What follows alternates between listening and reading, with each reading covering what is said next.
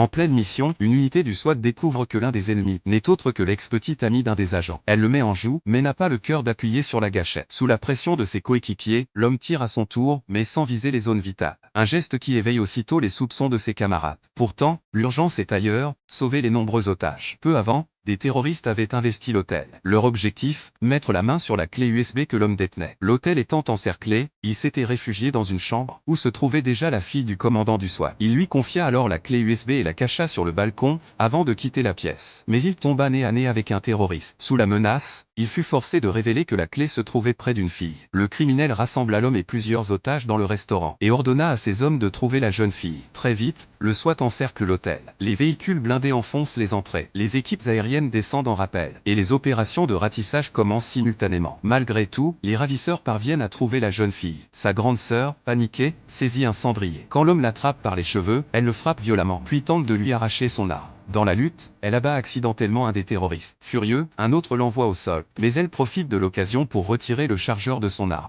Alors que le criminel sort un pistolet et avance vers la fille, les SWAT interviennent juste à temps, la sauvent, et annoncent immédiatement au commandant que les otages sont hors de danger. Pendant ce temps, la femme terroriste tente de fuir. Elle croise alors l'agent qu'il aimait autrefois. Cette fois, il n'hésite pas et l'abat d'un seul tir. Ses coéquipiers accourent en entendant le coup de feu, mais lui reste silencieux, s'approche pour lui jeter un dernier regard, puis poursuit sa mission. Ils arrivent enfin devant la porte du restaurant. Une policière utilise une micro-caméra pour observer l'intérieur, mais l'un des criminels la repère, brandit fièrement le détonateur et exige de parler au commandant. Face à face, il pose ses conditions. Il libérera tous les otages, à condition que la fille du commandant devienne sa nouvelle prisonnière. Que va-t-il décider ?